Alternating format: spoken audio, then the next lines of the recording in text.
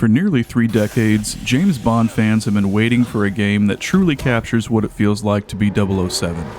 Not just the gadgets, not just the gunfights, not just the Aston Martins and one-liners, a game that actually makes you feel like a secret agent navigating situations where pulling the trigger isn't always the smartest option. That's exactly what made me skeptical when I started 007 First Light. After all, we've seen plenty of Bond games come and go since 1997's GoldenEye 007. Some were decent, most were forgettable, but after spending time with First Light, I found myself asking a question I honestly didn't expect to ask in 2026. Did somebody finally figure out how to make James Bond work in a modern video game? Let's take a look at it.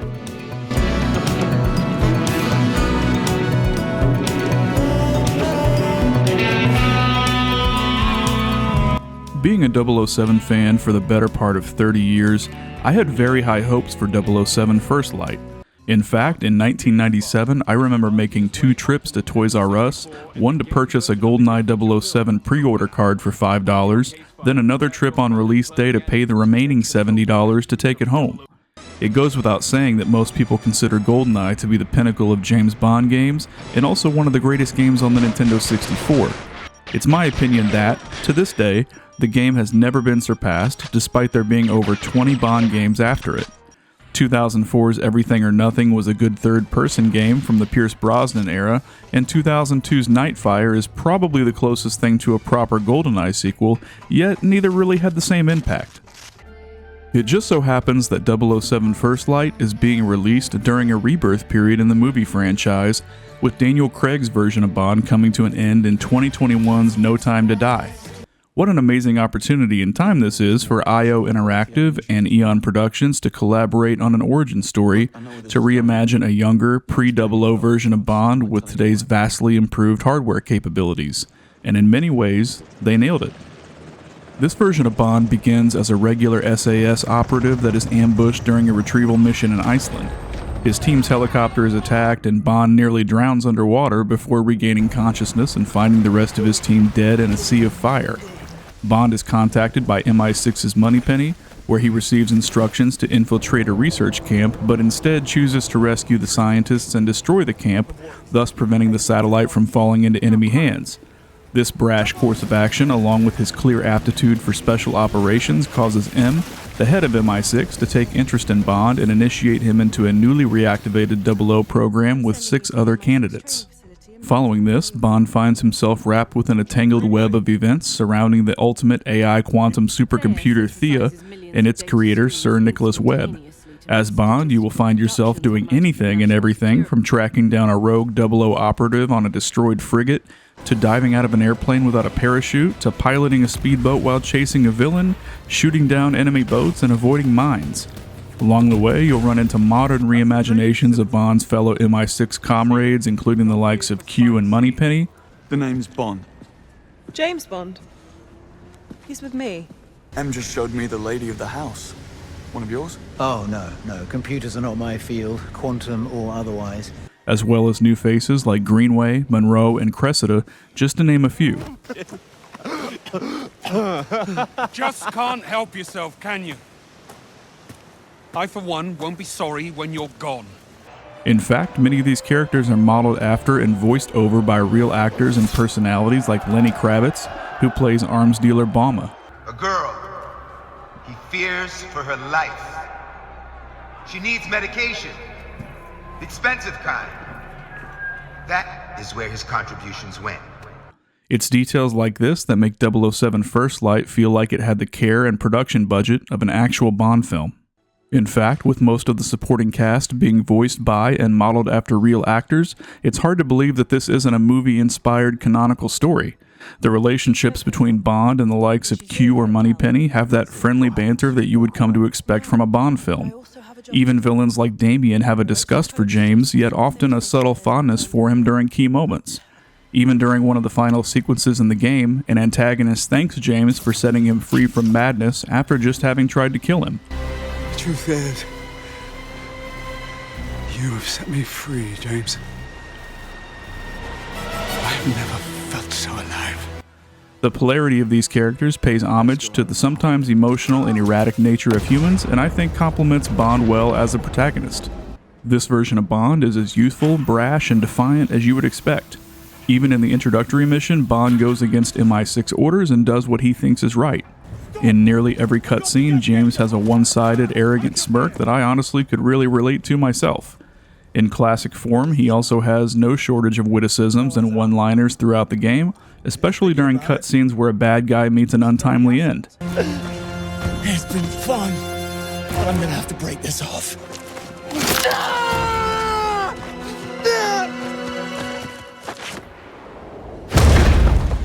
At one point, Bond is strapped to a large rock and delivers a classic, "I'm in a bit of a bind here." Another time, Bond charges into a room of bad guys and says, The hell? Universal Exports? I need to dispatch a shipment of assholes. Is this the right floor? Drop it! Patrick Gibson was a good choice for this version of Bond and does a convincing job of making you believe that Bond is somewhat naive and really doesn't give a shit for most of the game. The game's director, Martin Emborg, was even quoted to say that Gibson has a natural impatience about him that's perfect for this version of 007. One thing that really stands out above all else in 007 First Light is the sheer amount of types of gameplay, along with the flexibility that you have to accomplish tasks. In several missions, you get to control Bond in large, social situations, gathering intelligence through conversation, sneaking around to avoid detection while looking for clues, and stealthily subduing targets with non-lethal means. In fact, 007 First Light makes absolutely sure in most situations that problems won't be solved guns blazing due to the license to kill system that prohibits Bond from even drawing a firearm until his life is in danger. Don't get me wrong, there are plenty of opportunities for that as well, but Bond's primary agencies in this game are his, or should I say your, wit, intelligence, and ability to solve problems creatively. Now, this isn't to say that you're all alone, however, as you always have a little bit of Q with you in the form of the Q Watch, which is actually an Omega Seamaster chronograph specifically designed for this game, with multiple colorway variants that you can choose from. The Q Watch is First Light's main gameplay gimmick and serves as both a functional tool and an enemy tracking system. The watch has up to 4 gadget slots, the first of which being the mandatory Q lens/device hacker, leaving you to select what goes in the 3 remaining slots. There are 7 total options, and for most of the game you'll find yourself having only 3 slots available. I personally never found a reason to deviate from the GoldenEye-esque laser strap and dart phone combo. These 2 gadgets, along with the seemingly never-ending supply of batteries and chemicals to power them, make espionage almost too easy at times. Trying to sneak into a restricted area to hunt for clues? Sure, you can use the dialogue options to manipulate your way through it, or you can use the Q hacker to distract guards and sneak past them, but you can also just hit one guard with a poison dart and the other with a laser strap, walk right past them unscathed, find what you were looking for, then pick up more batteries and chemicals on the way out like you just infiltrated a Costco, and move on to the next objective. This is one of the reasons why I believe that 007 First Light is best experienced on purest difficulty. Resources are more limited, damage is more realistic, enemies spot you more easily, and it forces you as Bond to be resourceful, tactical, and become very proficient at combat and headshots. On standard mode, some areas are still challenging, but Bond can absorb far more bullets than what I would consider realistic. The true essence of immersion into Bond is on the hardest difficulty. He's gunning for explosives! Stay clear! When James is relegated to defending himself with violence, the game provides you several options in the forms of hand-to-hand combat, tactical cover shooting, and environmental manipulation through explosives and the use of the Q hacker to sabotage machines.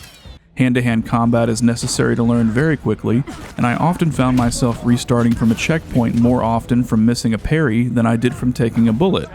This is because early on I tended to try to be the aggressor, only to find out that hand-to-hand combat is best done defensively, dodging the red enemy prompts and parrying the yellow enemy prompts. While most enemies are somewhat predictable, there are also tougher enemies called brutes that string together attacks more quickly with combinations of yellows and reds. When surrounded by multiple enemies, you'll have to decide who to focus on, but once you do execute a parry sequence, the rest of the enemies will briefly pause for the animation to play out, which is nice because it makes it more difficult to get unfairly overwhelmed with attacks. However, I found some very odd things about hand-to-hand combat as well. For starters, if an enemy grabs and throws you but you just kind of stumble and don't touch anything, it does just as much damage as if the enemy grabs and rams your head into a bookshelf, which oddly enough also does as much damage as a bullet, if not more so. Apparently in the Bond universe, a lightly padded office chair is every bit as deadly as a medium caliber firearm. I found myself able to withstand more bullets than melee attacks. This is especially true when fighting one of the game's melee bosses, who can often take James down with just a couple of strikes. Eventually I found what worked best for me was doing a dodge or parry, landing 2 strikes, then grabbing the enemy and ramming them into a wall or the environment and repeating.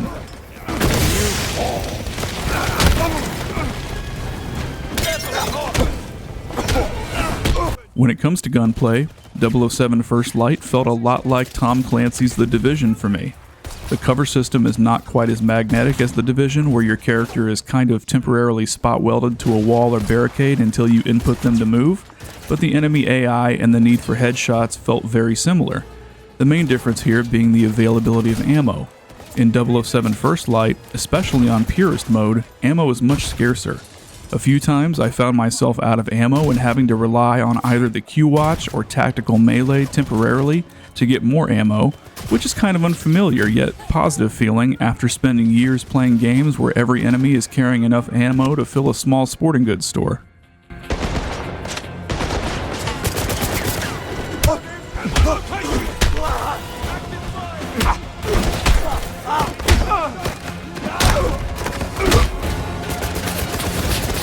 The combat genuinely feels like you have to perform.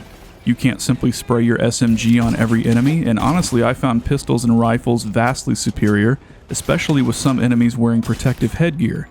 There are weapons like the Stromberg 50 cal pistol and marksman rifle that go right through the helmet, but if you are rolling around with Bond's Secret Service pistol, you're going to have to hit that helmet a few times before it comes off for the final headshot. Thankfully, there are often alternatives like shooting an explosive barrel, steam pipe, or a hanging fixture if you're able to focus on the big picture and not just the enemy in front of you. But as a massive fan of the Splinter Cell franchise since the first game came out on PS2, I had the most fun with First Light as a stealth operator. The Q-Watch's abilities of remote manipulation, laser blinding, and proximity mines make stealth espionage a blast. On Purist mode, it's even more fun trying to read enemy movement paths and plan out a coordinated silent offensive with takedowns and distractions. For me, this is where the core gameplay experience of First Light lives. The vehicle chases, gunfights, and explosions are all awesome, but there's nothing quite like taking down an entire compound without anyone ever detecting you, and the game even has a tactical challenge mode where you can do this to your heart's content. With all of the different playstyle challenges this game has to offer in each mission alongside the challenge mode, First Light does have a solid degree of replayability. I played many of the levels with a combination of stealth and melee, but I found myself wanting to do them all over again without ever being detected. And when it comes to entire compounds, I use that term loosely. The environments and level design in First Light are both gorgeous at times, but also feel very limiting other times. For example, at one point in the game, Bond visits a remote vacation island in Vietnam to prevent a potential assassination. The boat ride there is scenic and gorgeous, though the water effects in this game don't look nearly as good as a game like Crimson Desert. The island itself is full of vivid green plant life, the views are incredible, and Bond's villa made me feel like I was on vacation myself. However, it still felt rather shallow simply due to the linear nature of the levels. Bond is an objective man, and I can appreciate going from point A to point B, and maybe I've been spoiled by open world games like Crimson Desert, but I felt somewhat limited by environmental boundaries. Despite this relative linearity of level design, I really enjoyed the graphical presentation in the game, though I do have to note that my game did have a grainy appearance all throughout. I don't know how to explain it without showing it in person, but other games I've played recently didn't have this. Let me know in the comments below if you noticed that everything had kind of an imperfect or strange texture to it. I don't know, maybe it's just me. I played on an RTX 4070 on high settings, and I had an overall good experience, though I have to note several times where I ran into issues. First, about 4 or 5 times in my playthrough, the game randomly dropped to like 3 frames per second and became unplayable until I quit and reloaded. I didn't have anything else running in the background, so I'm unsure why this happened. One time in a later mission, I got to play cameraman instead of James Bond when the camera completely desynced from 007 and I just ran off into the distance unable to see where I was going. busy entertaining a few of Damien's friends. I'm taking care of Webb Jr. You do know he's probably walking you into a trap, don't you? I know. I'm counting on it, We have the evidence. Sir Nicholas, Damien, they're finished. but I'm not. Okay. Please be careful. That's an order. Another time in Bond's villa in Vietnam, the game offers a prompt to look at a gorgeous view of the ocean. However, because I did this before getting Bond's camera sunglasses, the game froze and I had to reload.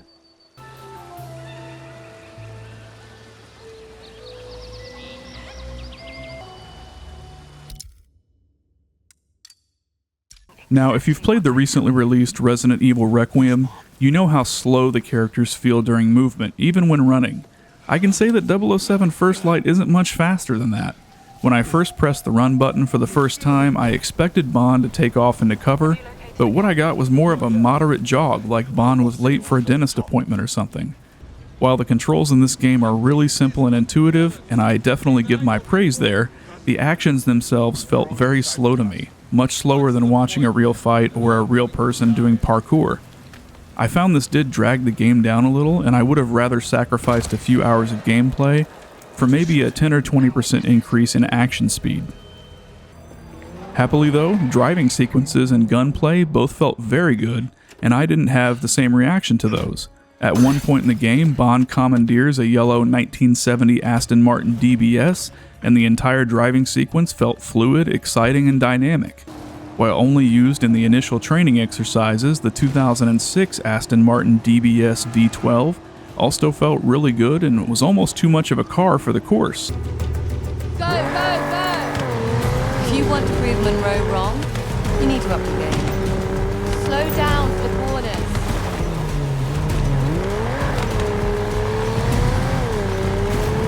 Oh, that's a nice curve. I mean, what's not to love about an Aston Martin, and Lord knows it's one of the dozens of references and throwbacks to previous Bond actors, with Sir Roger Moore once driving the same 1970 Aston Martin DBS in a film. Speaking of throwbacks, this game is a practical love letter to the entire 007 series. Even though we are dealing with a younger, different Bond, he's at no shortage of witticisms, sarcasm, and charm from other Bonds across the decades. At one point when talking to Q, this version of Bond says, "You know how it is, Q, boys and their toys," a direct reference to Natalia Simonova quote in GoldenEye. During one mission, Bond takes the disguised name of St. John Smythe, the same name that Sir Roger Moore's version of Bond took in 1985's A View to a Kill. Welcome to the Pearl, Mr. St. John Smith. That's St. John Smythe, my dear.